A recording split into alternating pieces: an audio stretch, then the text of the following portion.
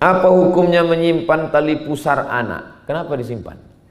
Tali pusar itu sama macam kuku, sama macam rambut. Yang paling bagus ditanam ke tanah. Dari tanah balik kepada tanah. Rambut itu tanam ke tanah. Tukang-tukang pangkas itu kan banyak rambut. Gimana rambut ibu selama ini? Rambut bapak yang mereka. Jangan-jangan dimasukkannya ke sofa. Rambut yang banyak itu mestinya digali tanah, masukkan ke tanah. Dari tanah balik kepada tanah. Di situ dibuang. Begitu juga tali pusar. Adapun tradisi nenek moyang kita di kampung ditanamkan ke tanah, dipasang lilin di atas. Kalau ditanya, "Nek, ini kenapa gini?" Itu kakakmu sedang lari-lari, nanti nampak lilin balik dia ke sini. Khurafat, tahayul, tak ada tuntunan sama sekali. Nah, oleh sebab itu baiknya gali tanah, tanam, buang. Ini orang yang menyimpan ini kenapa? Katanya kalau anak itu lahir besampul, ada anak itu lahir besampul dia, itu disimpan. Nanti dikasih minyak dia diusapkan jadi kebal. Kebal untuk apa? Mau jadi centeng? Mau jadi security? Saya bukan menyepelekan kawan-kawan sahabat kita security. Bekalilah kepala dia dengan ilmu pengetahuan. Masukkan dia S1 ekonomi syariah, S2 ekonomi syariah, S3 ekonomi syariah. Nanti dia akan menjadi konsultan BNI syariah. Lebih baik daripada menyimpan ini kebal. Preman-preman pun udah taubat semua sekarang. Pak Ustadz, apakah Islam memperbolehkan kita mengangkat anak, menjadikannya sebagai anak kandung? Adopsi bagus. Yang membuat adopsi tak bagus 3. Pertama, membuat nama anak adopsi pakai nama dia. Itu tak baik. Saya ingin betul punya anak perempuan. Lalu saya cari di rumah sakit, dapat saya kasih adopsi. Saya kasih namanya Fatimah. Fatimah binti Abdul Somad. Haram, karena bukan anak saya. Saya mesti cari nama ayah kandungnya. Anak ayah kandungnya tak ada. Maka pakai bin Abdullah bin Fulan. Adopsi harus tulis di akta nama dia. Haram, tak boleh. Ud'uhum li'abaihim. Mesti pakai nama ayah kandung. 2. Mengapa haram adopsi yang zaman sekarang ini?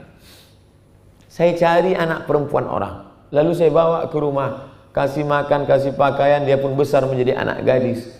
18 tahun akan datang, umur saya 58. Umur dia 18 tahun.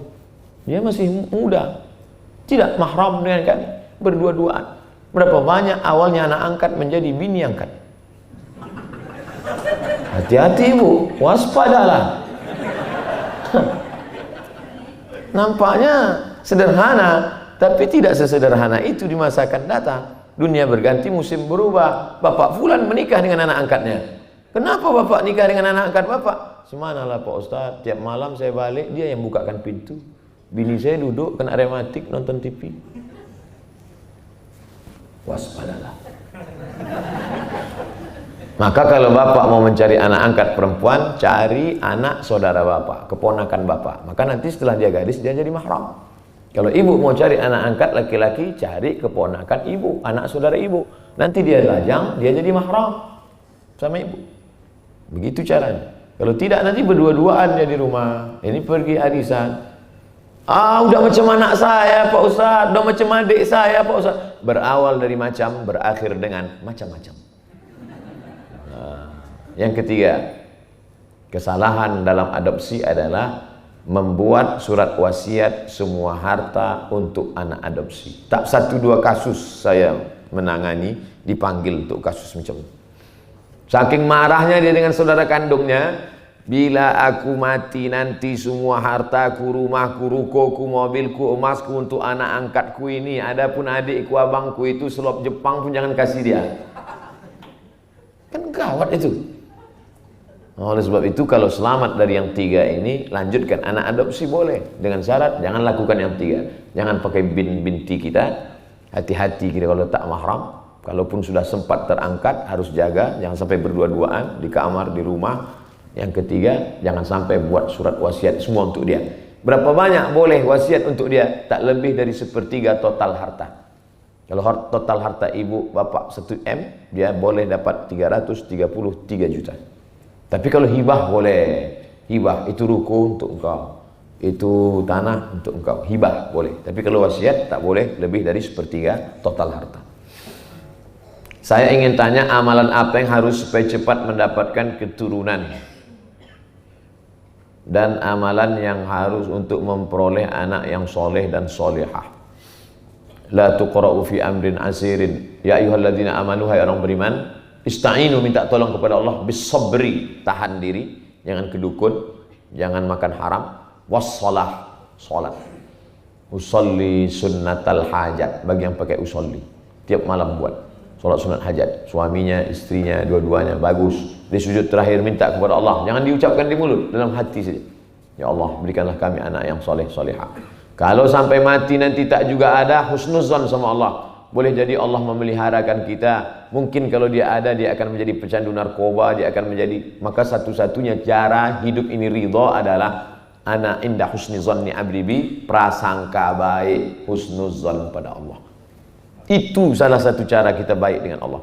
Karena kalau tidak, kita akan suuzon terus. Kenapa dia punya anak? Kenapa aku tidak? Kenapa dia begini? Kenapa aku tidak? Setelah kita usaha optimal, tawakal, setelah itu satu-satunya jalan adalah husnuzan kepada Allah Subhanahu wa taala. Saya sudah menikah 4 tahun, tapi belum dikarunia anak. Amalan terbaik apa? SDA, sama dengan yang di atas. Sama-sama di atas tadi. Saya ingin bertanya, sedari kecil ayah ibu saya berpisah, tidak merawat saya sedari kecil sampai sekarang. Sampai saya diriwayat oleh kedua orang tua angkat. Kepada siapa saya harus berbakti? Apakah surga di bawah telapak kaki ibu kandung yang tak merawat saya? Mau tak mau, suka tak suka, engkau pernah 9 bulan 10 hari di perutnya. Tak bisa diingkari. Tidak bisa diingkari sampai mati. Pernah tinggal di perutnya 9 bulan 10 hari. Andai hari ini engkau datang kepada dia, lalu engkau gendong dia dari Batam ke Makkah, habis itu tawaf sa'i dan umrah tahallul lengkap lontar jumrah haji di Padang Arafah, balik lagi ke Batam, tak dapat menembus sekali teriakan dia saat mengeluarkan engkau 6 jahitan robek kulitnya. Walaupun tak dijaganya, walaupun tak dibesarkannya. Adapun dia silap khilaf salah, itu urusan dia kepada Allah SWT. Jangan kita menghakimi dia. Kadang-kadang ada manusia ini, dia pula mengajari Allah. Ya Allah, sakit kali hatiku sama dia. Kalau buat dia stroke agak 6 bulan ini. Kita kalau tak suka sama orang, kita serahkan. Ya Allah, hambamu ini kuserahkan pada engkau. Sama seperti Nabi Isa alaihissalam. Nabi Isa, apa kata Nabi Isa? In tu'adzibhum fa innahum ibadu. Kalau kau azab mereka, ya Allah, sesungguhnya mereka itu adalah hamba. Ya Allah, ini hamba. Tak bisa kita pungkiri itu. Dia adalah orang tua. Adapun kepada siapa kita berbakti? Dua-duanya. Ini orang tua angkat saya nih.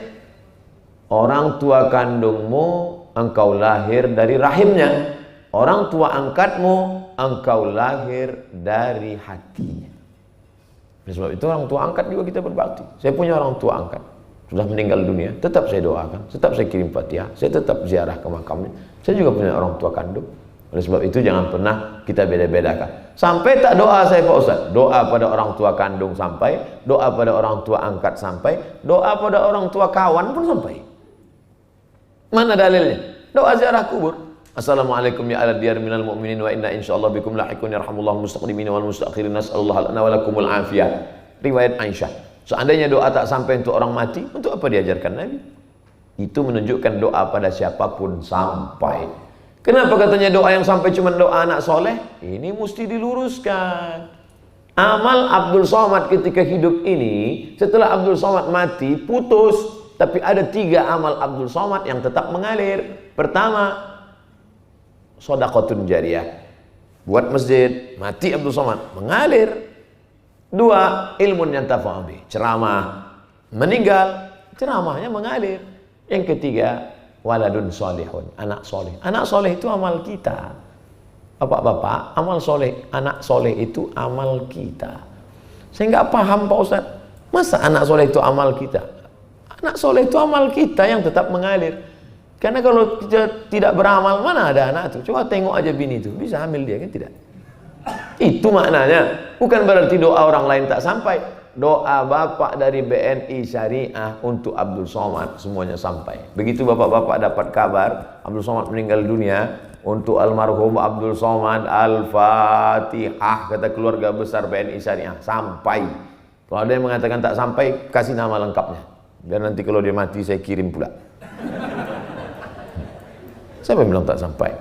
Oleh sebab itu maka ijma' ulama tentang sampai. Jangan khawatir yang tak punya anak. Pak Ustaz, saya nanti meninggal dunia, anak tak ada, siapalah yang mendoakan saya? Enggak segetonya kali. Kami semua akan mendoakan.